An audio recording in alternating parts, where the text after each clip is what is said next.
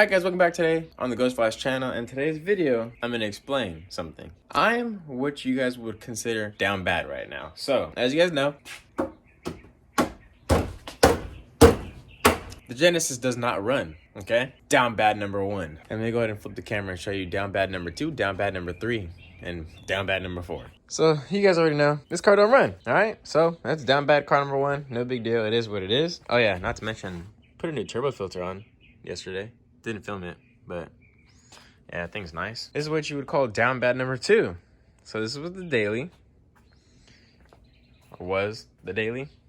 So my homie Grayson came over last night, and he was visiting from the military from South Carolina. So I decided to take him and his buddy off-roading, you know? We did some donuts, some manjis, some figure eights, you know, off-roading, you know, the usual. My usual spot I always go to, you know, no big deal, right? And we're just out there. I go to a different location that I usually don't ever go to that often. Whoa.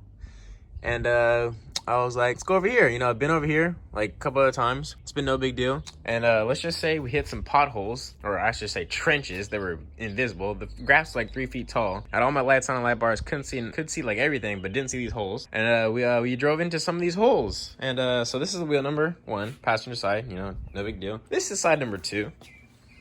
Yeah. So that's the thing. And then you know, that happened. Yeah, so that's what you would call down bad number 2. Down bad number 3. Never mind. The bike's back, but the bike runs. So I don't know why I said down bad number 3. I wouldn't consider down bad number 3. This is down bad number 3. So you guys remember this car, right? Finally got the car back, and she broke on the way home on the freeway. I think the alternator went out. I'm not too sure, but I lost all power to the car. The car was still driving, but I had no headlights, no taillights, no dash, no music, no nothing. Everything just went black, just like this car. I insert some clips somewhere on the screen, video clips I took last night on the ride home.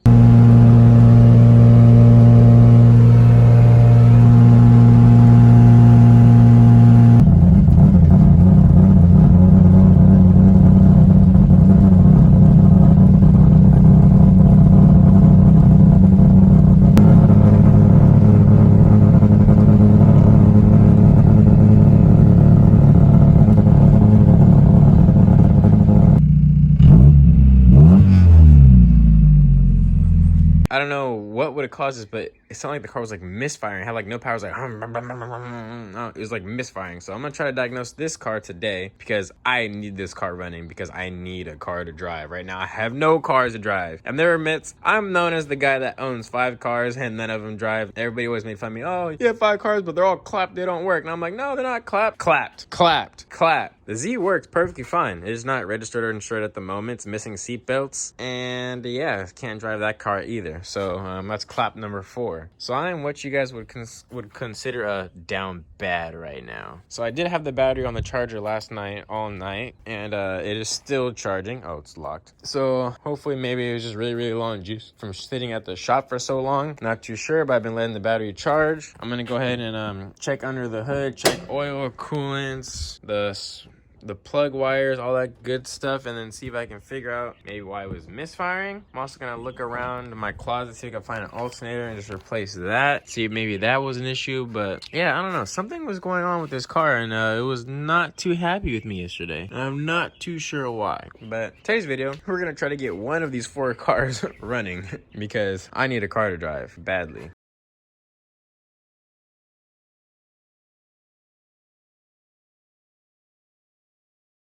Alright, so as you guys can see, cylinder 1, 2, 3, and 4. So cylinder 1, look to the inside. It looks like oil and coolant has mixed. The spark plug was clean, but I can see like oily coolant mixture smudge on the inside of that one. 2, 3, not too bad, a little dirty on the inside. 4, that's the big problem. So this was what cylinder 1 spark plug looked like. See, dirty. Whoa, little wet. 2, not too bad, just dirty. 3, not too bad, also a little dirty. Cylinder 4. So yeah, cylinder 4 came out extremely wet. Not good. Not good at all. So you want to get some spark plug boot protector. Put a little dab on top. You want to get the anti-seize. Put a little bit on the threads.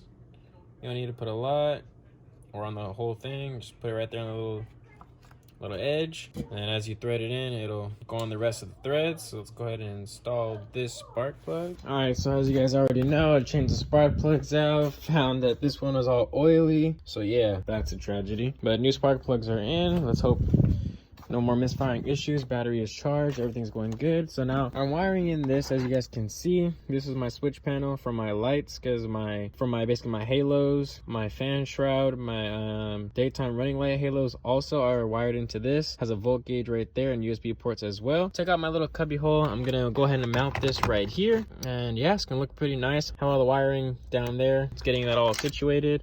So everything's all plumbed up. I'm gonna go ahead and update you guys when it's all wired up and working. I'll show you guys how it works. So I learned my lesson with wiring, and I decided to wire in an inline fuse. If anything ever goes wrong with this entire setup, the fuse will blow, cut off all power to everything on here.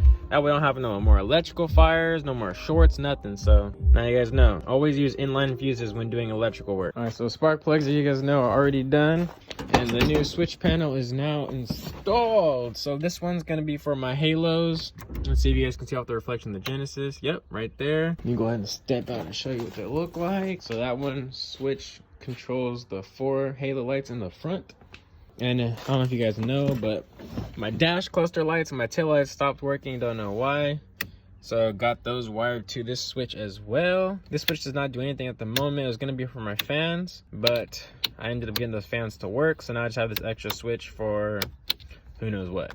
And then as I told you guys, got the 2 USB ports right here and the voltmeter. So yeah, finished product, looking pretty nice. Couldn't put a 4 screw right there. As you guys can see, there's nothing behind it to be able to screw that into.